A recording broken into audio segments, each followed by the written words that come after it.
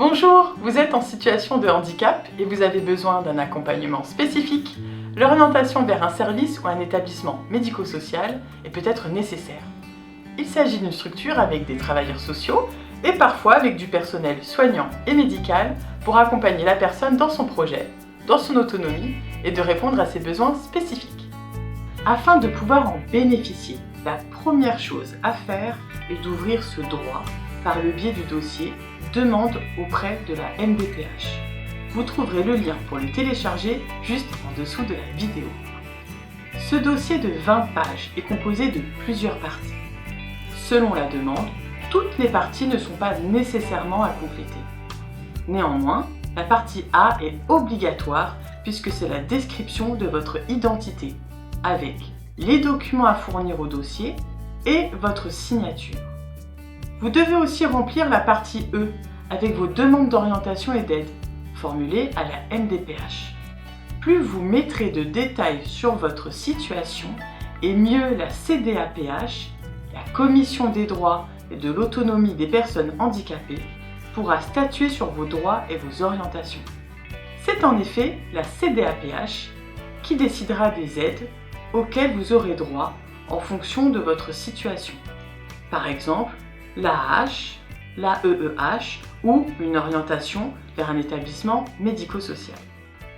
Pour les plus de 20 ans, dans la partie E, vous pouvez demander une orientation ou un maintien dans un établissement. Au dos de cette page, vous pouvez également demander d'être orienté vers un établissement de travail adapté et la reconnaissance de la qualité de travailleur handicapé, la RQTH. Pour les moins de 20 ans, la partie C est à compléter si vous souhaitez demander d'être orienté vers un établissement avec hébergement ou pas. Dans ce dossier, il y a un certificat médical à compléter, soit par votre médecin traitant, spécialiste ou votre médecin psychiatre. La CDAPH va lire attentivement ce certificat pour évaluer vos besoins. À la dernière page de ce certificat médical, vous avez la partie E, observation. Il est indispensable que le médecin puisse écrire ce dont vous avez besoin dans cette partie.